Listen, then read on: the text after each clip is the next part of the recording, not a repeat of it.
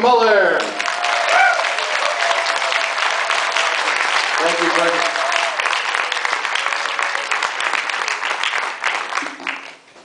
Okay, so I felt kind of bad last night because everybody was in such an up mood. It's this wonderful gala opening, and everybody was having little candy cigarettes and getting a picture taken.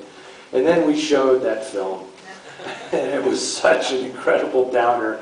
I was like, oh, this is terrible. How can I make it up to the audience? I mean, it was a great film, and I got a lot of feedback today from people who were very, very happy to see that movie. There were a lot of noir fans who had heard about it and not had the opportunity to see it, so it's kind of thrilling that it's now been restored. But in searching for the right way to kind of undo the misery that is Try and Get Me, I want to thank my good pal here in Seattle, Mr. John Noe, sitting right here, who is the host of The Juke Joint on KSCR Radio up in Everett, Washington. This is 5 years in a row now that I have come up here to do Noir City and have appeared on John's radio show, where he plays fantastic old rhythm and blues, many of it with ties to noir. He is a master at finding these songs and tying them in thematically with film noir. But he totally stunned me today when he came up with something out of last night's film that I think is the antidote to the depression we all suffered watching that movie. Now, as great as that film is, as wonderful as it does contain one of my least favorite characters in the history of movies. And that would be Dr. Vito Simone. Or as Gil Stanton's wife called him, Dr. Simone. That character is in the novel, and Cy Enfield, the director, had a lot of arguments about, we're giving this guy too much screen time. It's just really weird, and he is so pompous and full of himself and understands everything about the meaning of the universe. Wow. Okay, so, and he did get the last word, you know.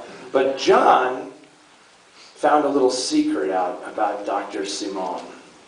I want to play this for you.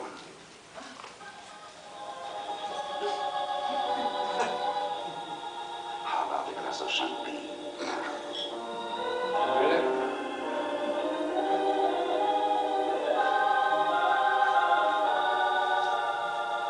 You know, my darling, you go to my head, and you linger like a haunting refrain, and I find you spinning around in my brain. Yes, it's him. Oh, a glass of champagne. Renzo Cinsana. You go to my head like a sip of sparkling burgundy brew. I find the very mention of you like the kicker in a Juliet part. Okay. Now, this is the thing. This is, who has seen Christopher Walken on Saturday Night Live do The Continental, right? Oh, yeah. That guy was the basis of that character. Can you believe that? He did that in the 1950s. He had record albums. Renzo Cinsana, The Continental. Christopher Walken stole his whole act. Dr. Vito Simone. Now we know what he was doing when Gil Stanton was off covering the crime wave in Santa Sierra. He was pitching woo to Mrs. Stanton. I like that. Wow. Whole new noir elements open up in the film suddenly. Okay, that was last night. Now we're moving on. Okay, you are about to see what I consider to be one of the, I'm going to say, 5 greatest movies ever made in Hollywood. There are a few things that need to be said about this film that often get overlooked when talking about it. Obviously, the genius behind this film is Billy Wilder, and deservedly so. But there are some other people who were involved in the making of this film and in the making of Billy Wilder that sometimes get short shrift when they talk about this. One of those people is his partner, Charles Brackett. Brackett and Wilder had a very, very successful career writing together. Brackett produced a lot of Wilder's films. There could not have been two men who were more different than Charles Brackett and Billy Wilder. Brackett was as blue-blooded as an American could possibly get. I mean, married to a woman whose ancestors went back to the Mayflower. He traced his lineage back to the Americas in the very, very earliest days. He was a Harvard Law School graduate, a very, very sophisticated guy. And he and Wilder were truly the odd couple, because of course Billy Wilder was this very caustic and acerbic Austrian Jew who had come to Hollywood and had, you know, with a very, very biting wit, and they were an odd couple. And Sunset Boulevard would end up being the last movie that they would make together.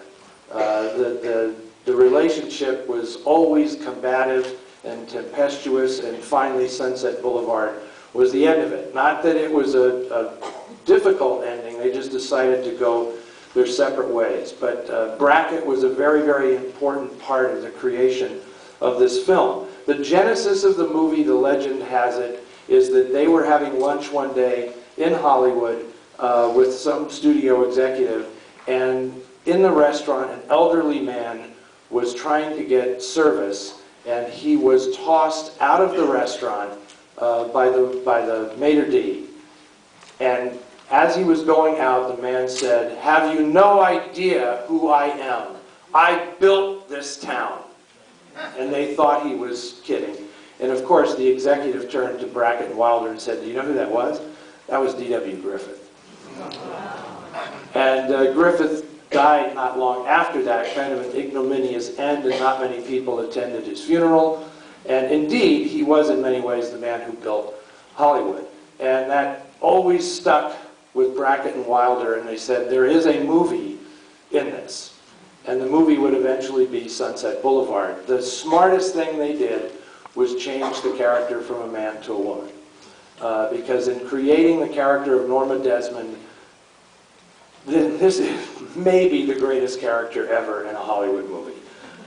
Norma just defines everything about Hollywood and fame and celebrity, and it's an absolutely extraordinary character. And this film, the idea of this film being anything other than what it is all due to Gloria Swanson. And the magic that she brings to this film, and the courage that she brings to this film in this portrayal, you cannot overestimate her value to the whole thing. Frankly, the film would not exist without her involvement. And when she said yes, it was very much like when Barbara Stanwyck said yes to Billy Wilder in Double Indemnity. It was a very, very risky thing for her to do, but these actresses had a way of trusting Wilder. They knew that the script was going to be terrific, even though this film actually went into production without a finished script. It was a secret project. Wilder, you remember, I've talked a lot about the noir era and the paranoia and the fear that existed in Hollywood at this time. And Wilder, even though he and Brackett were the princes of Hollywood at this point, they felt a great uncertainty and a great fear about if they find out what we're doing and how we're kind of biting the hand that feeds us, we could get in a lot of trouble and Paramount might pull our money. So they went into this very, very secretively. They just knew that there was a part about an old faded movie queen. And initially, they wanted for the male lead Montgomery Clift. He was their choice to play Joe Gillis in the movie. And it was Montgomery Clift's agent who refused to allow him to make this film, because he thought that it would be so bad for his image to be seen essentially making love to this older woman that it was going to crush his career before it was even out of the gate. It is so fortuitous that they turned to William Holden, who in this film I think gives the great overlooked performance in the film, and for my money does like the best voiceover narration in any film of this kind ever. And Wilder did not really want him. Holden's career, he had started out in 1939 doing Golden Boy and all this, and he had kind of had his shot. And he was really considered to be used up by the time he made Sunset Boulevard. And Billy Wilder cast him in the film, and he was kind of a revelation, and it completely revitalized William Holden's career. And then when he went on to make Stalag 17 with Wilder and numerous other films, it was a whole new lease on life for him. So those are the three people, really, Brackett, Swanson, and Holden, beyond Billy Wilder, that I really think deserve a lot of credit for the success of this film. I want to thank the people at Paramount. This had nothing to do with me. They knew this is like their greatest film. And they've done this beautiful 4K digital restoration of the movie so that you can fully appreciate the fantastic score, Franz Waxman's fantastic score, and the beautiful cinematography. It's an interesting note that when David Lynch was at the American Film Institute making Eraserhead, a project that took many years for him to complete, every time he went back to raise more money to go back to shooting the film, his new crew he would bring in and show them Sunset Boulevard to say, this is what I want my film to feel like. This is the sense of dread and decay that I want in my movie. So, an unexpected enthusiast for Sunset Boulevard is David Lynch, but maybe we shouldn't be surprised because he eventually makes a film called Mulholland Drive. So, without any further ado, I am very, very thrilled to present to you this glorious digital restoration of Sunset Boulevard. Thank you. And just a